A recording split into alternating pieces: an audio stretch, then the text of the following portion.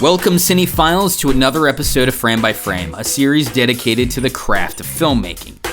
Even though no one really shoots on film anymore. So while we're on the subject of misleading terms, let's talk about beats. What are they, and what the hell do they have to do with movies? Well, everything really. You see, a beat in a film is any significant change in a character's emotional state. Robert McKee, author of the screenwriting Bible Story, defines them as the smallest unit of change in a script. You see, beats build into scenes, scenes into sequences, and sequences into movies.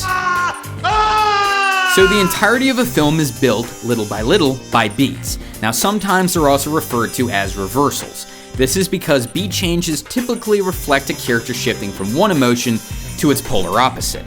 Think happiness to sadness, love to hate. Frankly, my dear, I don't give a damn. That type of thing. Now I agree, this can be super subjective. So to better illustrate what the hell a beat is, I'm going to show you a few in the following scene. Now yes, the scene is from Return of the Jedi. And yes, the happiness you just felt hearing that, definitely a beat change. So here's Return of the Jedi, released in 1983 and directed by Richard Marquand. For our scene, I've chosen Luke Skywalker and Darth Vader's final confrontation. Now this scene contains spoilers, big ones. So if you've been living on an asteroid or are generally a space alien who doesn't watch movies, you've been fairly warned. Now by this point, Luke knows Vader's his father. I am your father. That's impossible! So Luke vows not to fight him, choosing instead to appeal to Vader's humanity. Your thoughts betray you, Father. I feel the good in you, the conflict. There is no conflict. You couldn't bring yourself to kill me before, and I don't believe you'll destroy me now. Now that's an alright plan, until you remember that Darth Vader blows up planets.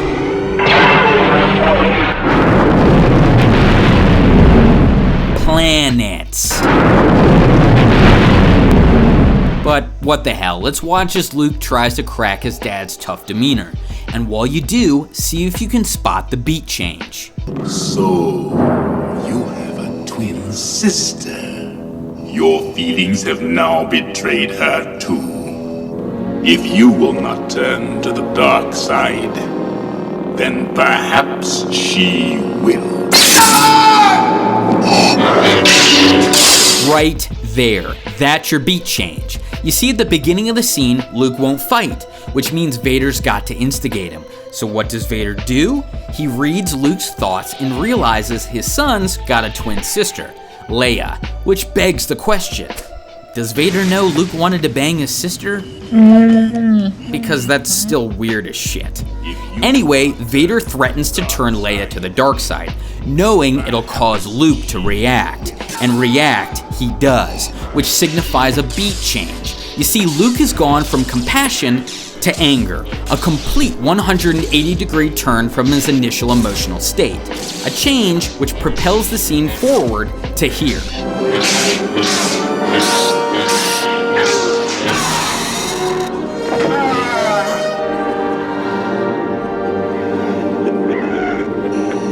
So Vader's down for the count. Luke can kill him here if he wants to, and I'm sure in this moment, Luke believes he should, until he sees Vader's severed hand. Or the nub where his hand used to be, whatever. Now, if you remember correctly, Vader cut off Luke's right hand in The Emperor Strikes Back. So Luke empathizes with Vader here. He's experienced the same pain after all, a feeling externalized when Luke looks at his own robotic hand.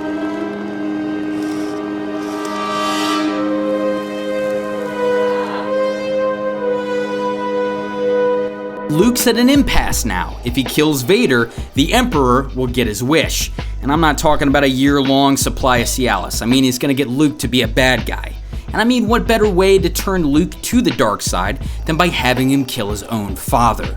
If Luke lets Vader live, however, more people may die. And hopefully this way, because it's goddamn hilarious. So there's the conflict, but where's the beat change? Never. I'll never turn to the dark side. Bingo! That's your beat. You see, Luke has undergone a significant emotional change, one which has reversed his previous point of view. You see, Luke initially wanted to kill Vader to protect his sister. Now Luke realizes that killing his defenseless father is immoral. Moreover, it would turn Luke into the monster the Emperor so wants him to become. So Luke spares Vader's life, which makes old Darth Sidious a touch displeased. But he didn't become the Emperor without having a bit of political tact. So instead of arguing with Luke, the Emperor tries a more diplomatic approach, chiefly by electrocuting the living shit out of him.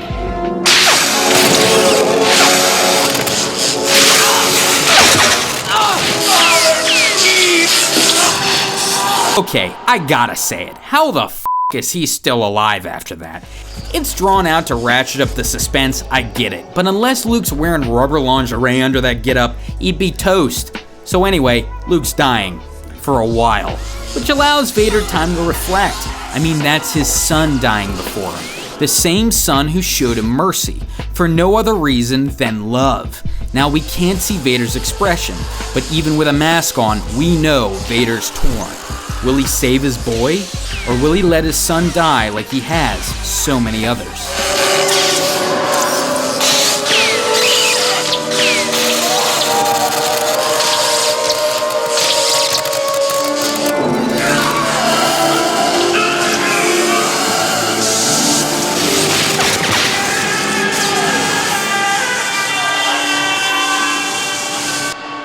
There you have it, the ultimate beat change. Darth Vader renouncing the dark side to save his son's life. The villain becomes a hero. A complete 180 in terms of Vader's character, and a beat that remains, even to this day, as one of the most poignant ever committed to celluloid. Which means film, in case you were wondering.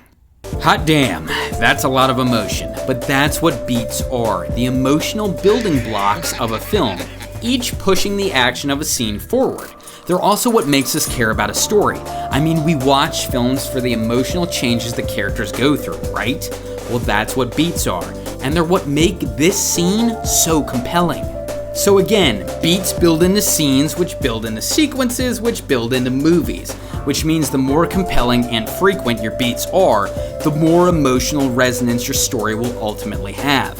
So I'd say keep an eye out for beats the next time you're watching a movie, but if they're there, you're not gonna see them, you're gonna feel them. Kinda like Vader's force choke.